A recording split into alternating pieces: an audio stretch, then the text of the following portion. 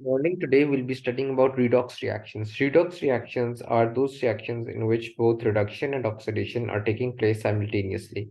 Now, just as the name suggests that oxidation would obviously mean a gain of oxygen in the chemical reaction. Likewise, in the chemical reaction as represented below, you can see that in the case of iron oxide, it has three oxygen molecules. However, in the product side, it doesn't have any oxygen molecules. So obviously there has been a reduction. In the case of carbon monoxide, it has been oxidized. How that it has only one oxygen atom over here, and in the case of CO2, it has two molecules of oxygen atom. So it's pretty simple as you can see. However, there are several other definitions of reduction and oxidation as well as some basic rules, which I will be discussing in the chapter. Now, there are two types of reagents, oxidizing and reducing agents. Oxidizing agents are the one which give oxygen to another and thus they are reduced themselves, whereas reducing agents are those which basically reduce others and are oxidized themselves. In the case of this chemical reaction, if we talk about the oxidizing and the reducing agents, of the oxidizing agents I told you are reduced themselves. So which atom is being reduced, which molecule is being reduced itself? Iron is being reduced itself. So iron is the oxidizing agent. It gives oxygen molecules to others, which is this carbon monoxide molecule, and it is being oxidized. Whereas reducing agents are oxidize themselves, they remove the oxygen from the other substance. So as you can see, reducing agents are oxidize themselves. So in this case, carbon monoxide is the reducing agent, since it basically gains oxygen and is converted to CO2. Now, I told you that there are several definitions. So the second definition is that oxidation is the loss of an hydrogen atom, whereas reduction is the gain of a hydrogen atom. So here you can see that in the reactant side, there were five molecules of hydrogen, whereas in the product side, there are only four, three and one. So there's been a base. So what has been there? There is obviously been oxidation. Ethanol, which is represented by the OH functional group, is oxidized to ethanal. Ethanal is represented by the aldehyde CHO functional group. Now I'll tell you about the oxid. You can just remember it by the simple definition or a simple mnemonic oil rig as well. Now that we've studied two definitions up till now: gain of oxygen or loss of oxygen, gain of hydrogen or loss of hydrogen, and the final one is the gain of electrons or loss of electrons. Loss of electrons is oxidation.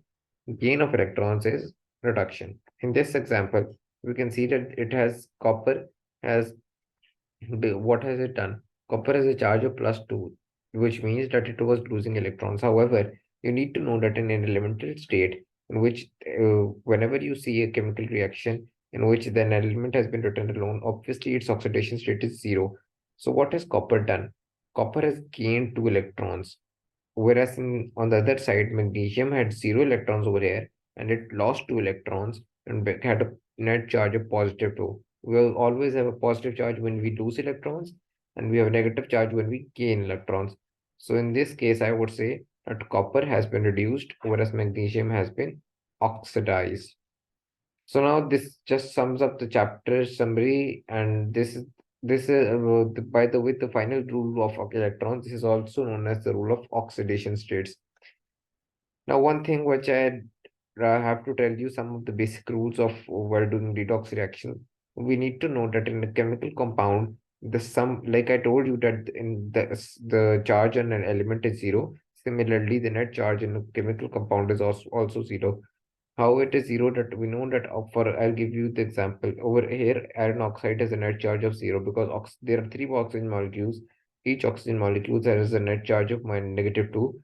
So it has a combined negative charge of -6. So in order to counterbalance it, iron will have a net charge of +6. Iron has exists in the oxidation state of +2 or +3. But in this case, it will have an oxidation state of +3. So it will try to balance it.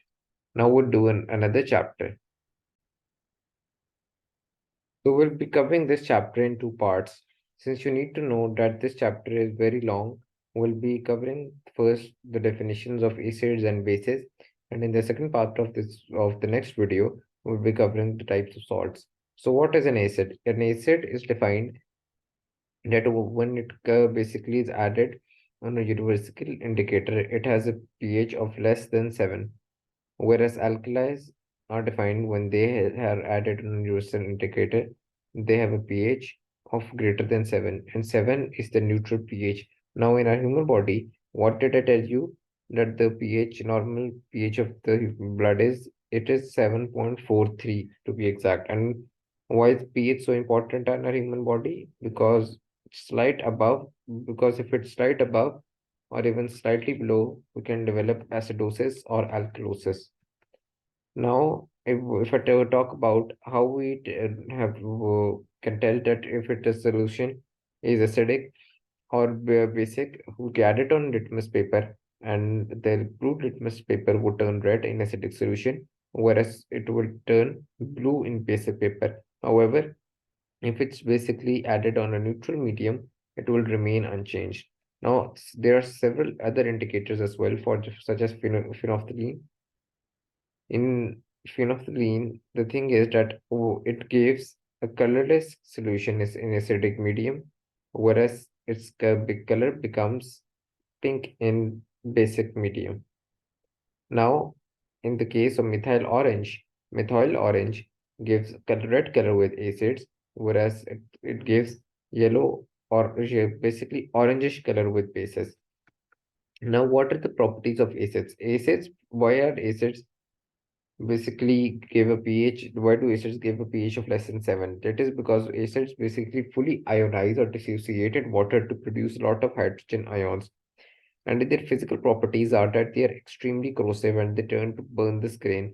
You would have heard about the acid attacks and which are mainly prevalent in the developing countries.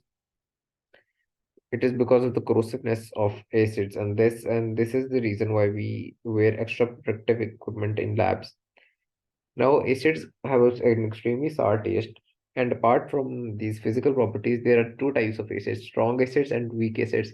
Strong acids include monobasic and dibasic acids. Now, HCl and H2SO4 are strong acids, whereas carbonic acid is a weak acid. Now, in the exam, we are frequently asked why a strong acid is known as a strong acid and a weak acid is known as such. This is because strong acids such as HCl and nitric acid or sulfuric acid basically completely ionize in water to release a large amount of hydrogen ions, whereas weak acids such as ethanoic acid, when dissolved in water, they don't release large amount of hydrogen ions and they only partially ionize in water. Now, bases similar to hydrogen ions. Why bases gave a pH of more than 7? They gave a pH of more than 7 because they released hydroxide ions. And these OH ions are responsible for the alkaline nature of the material. Their physical properties are that they are also better. However, the one use of them are that they are used in to make soaps. Now, bases are also caustic and corrosive in nature. One combined acids and bases combine to make salts and water.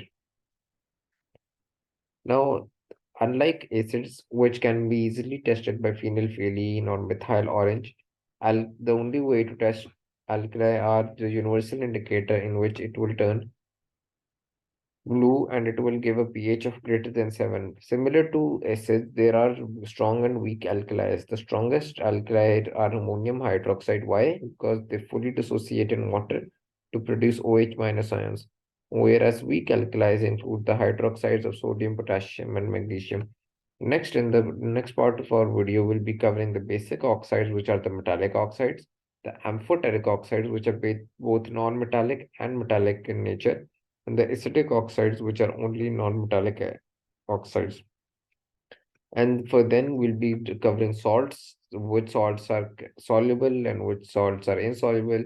You'll be asked to construct chemical equations in the exam, and you'll also be supposed to balance them. So we'll be covering all these techniques in the next video. Thank you.